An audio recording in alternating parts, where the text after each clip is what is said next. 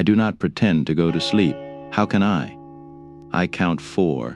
St. Michael's bells chime out, and I begin to hope at 4:30, the heavy booming of a cannon.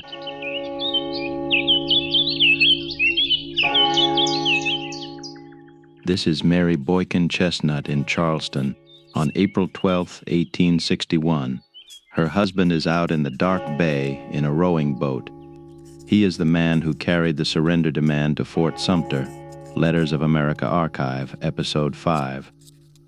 Last week we were inside Fort Sumter with Major Robert Anderson and 85 United States soldiers.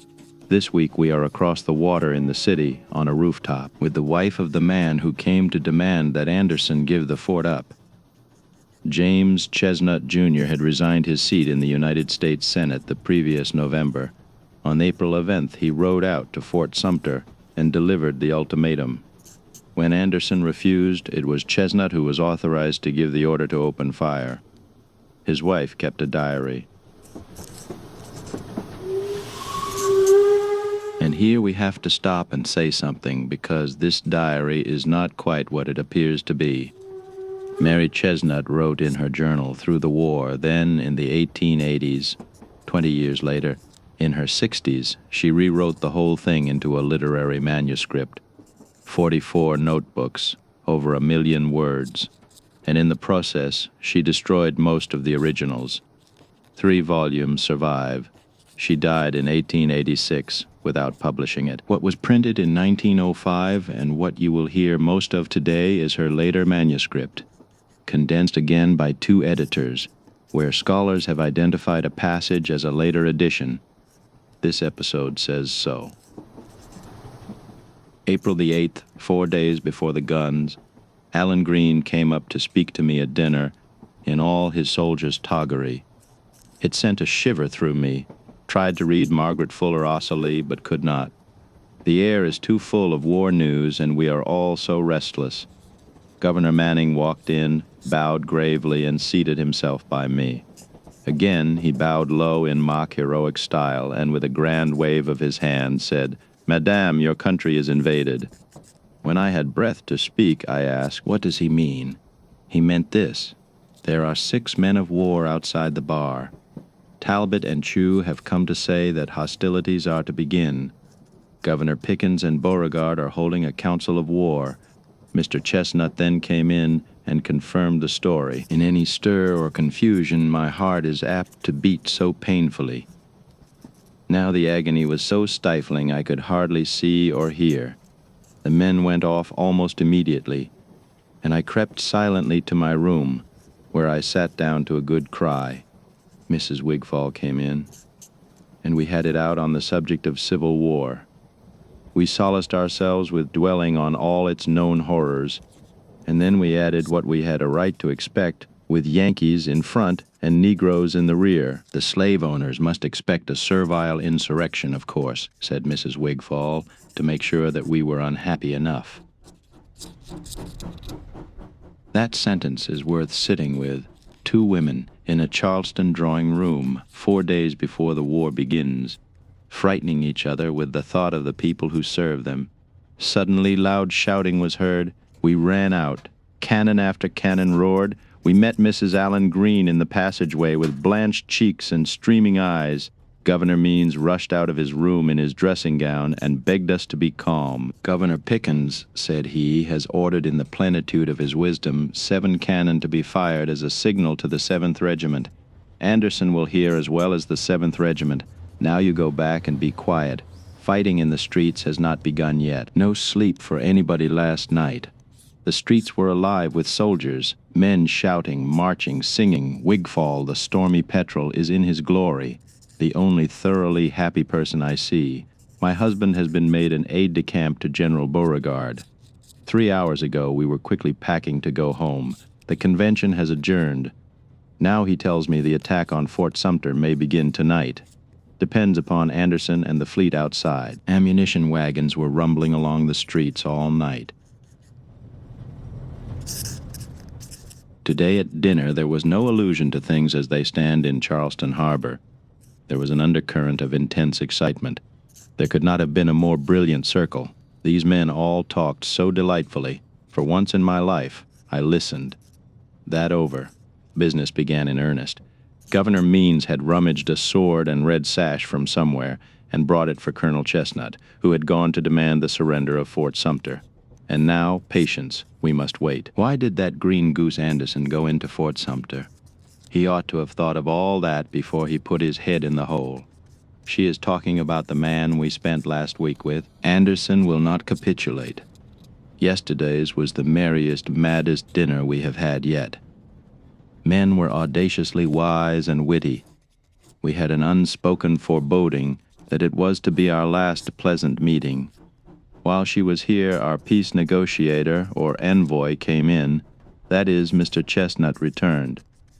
His interview with Colonel Anderson had been deeply interesting, but Mr. Chesnut was not inclined to be communicative. He wanted his dinner. He felt for Anderson and had telegraphed to President Davis for instructions. What answer to give Anderson? He has now gone back to Fort Sumter with additional instructions. Note what she does not say. Her husband came home from delivering an ultimatum that would start a civil war, and what she records is that he wanted his dinner. I do not pretend to go to sleep. How can I? If Anderson does not accept terms at 4, the orders are, he shall be fired upon. I count 4. St. Michael's bells chime out, and I begin to hope at 4:30 the heavy booming of a cannon. I sprang out of bed, and on my knees prostrate, I prayed as I never prayed before. There was a sound of stir all over the house, pattering of feet in the corridors. All seemed hurrying one way. I put on my double gown and a shawl and went to. It was to the housetop. The shells were bursting in the dark. I heard a man say, "Waste of ammunition." I knew my husband was rowing about in a boat somewhere in that dark bay, and that the shells were roofing it over, bursting toward the fort. If Anderson was obstinate, Colonel Chesnut was to order the fort on one side to open fire. Certainly fire had begun. The regular roar of the cannon, there it was, and who could tell what each volley accomplished, of death and destruction. The women were wild there on the housetop. Prayers came from the women and imprecations from the men. And then a shell would light up the scene we watched up there. And everybody wondered that Fort Sumter did not fire a shot for 2.5 hours. Anderson was rationing powder. He had barely enough cartridges to work a handful of guns, and no way to make more. Last night, or this morning, truly, up on the housetop I was so weak and weary I sat down on something that looked like a black stool. "Get up, you foolish woman. Your dress is on fire," cried a man, and he put me out. I was on a chimney and the sparks had caught my clothes. She was sitting on a chimney in the dark, watching the war begin, and she caught fire and did not notice. Here is one of the places where we can see her hand at work, 20 years later. In 1861, she wrote, "Simply good news. Nobody hurt on our side." In the 1880s, remembering it, she wrote this instead, "Do you know, after all that noise and our tears and prayers, nobody has been hurt. Sound and fury signifying nothing, a delusion and a snare. Same night, same woman, 2 decades apart, the second one has Shakespeare in it. Nobody has been hurt after all. How gay we were last night. Reaction after the dread of all the slaughter we thought those dreadful cannon were making. Not even a battery the worse for wear. Fort Sumter has been on fire. Anderson has not yet silenced any of our guns, but the sound of those guns makes regular meals impossible. None of us go to table. Tea trays pervade the corridors, going everywhere. Some of the anxious hearts lie on their beds and moan in solitary misery. These women have all a satisfying faith. God is on our side, they say.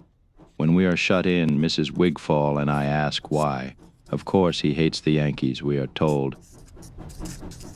And now, the passage this diary is most famous for it is also the passage most likely not to have been written in 1861. Scholars comparing her surviving journals against the later manuscript identify this as something she added in the 1880s. Writing herself in hindsight as someone who had seen what was coming, it is quoted constantly as eyewitness testimony from the night of the bombardment. We do not think it is. Here it is anyway, because of what it says. Not by one word or look can we detect any change in the demeanor of these Negro servants. Lawrence sits at our door, sleepy and respectful, and profoundly indifferent. So are they all, but they carry it too far. You could not tell that they even heard the awful roar going on in the bay, though it has been dinning in their ears night and day. People talk before them as if they were chairs and tables. They make no sign. Are they stolidly stupid, or wiser than we are, silent and strong, biding their time? She does not answer her own question. The people she is describing left no diary of that week. What they thought, listening to those guns, is not in this record, and that absence is part of the record too. The war steamers are still there outside the bar. I did not know that one could live such days of excitement. Someone called, "Come out, there is a crowd coming." A mob it was indeed, but it was headed by Colonels Chesnut and Manning. The crowd was shouting and showing these two as messengers of good news.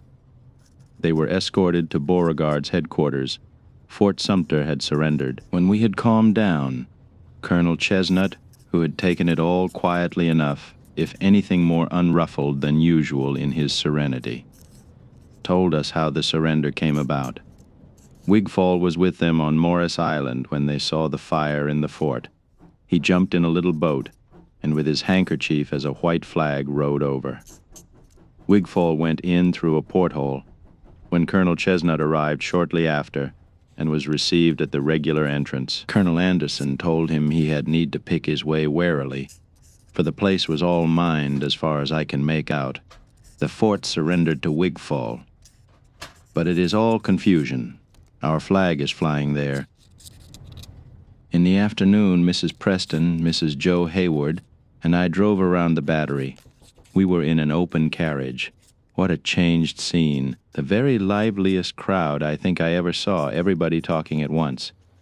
All glasses were still turned on the grim old fort. South Carolina College had volunteered to a boy. This is a grand frolic, no more for the students at least. He says Virginia and North Carolina are arming to come to our rescue, for now the North will swoop down on us. Of that we may be sure. We have burned our ships. We are obliged to go on now. Mrs. Frank Hampton knows already what Civil War means. Her brother was in the New York 7th Regiment, so roughly received in Baltimore. Frank will be in the opposite camp. Nobody was killed in the bombardment of Fort Sumter.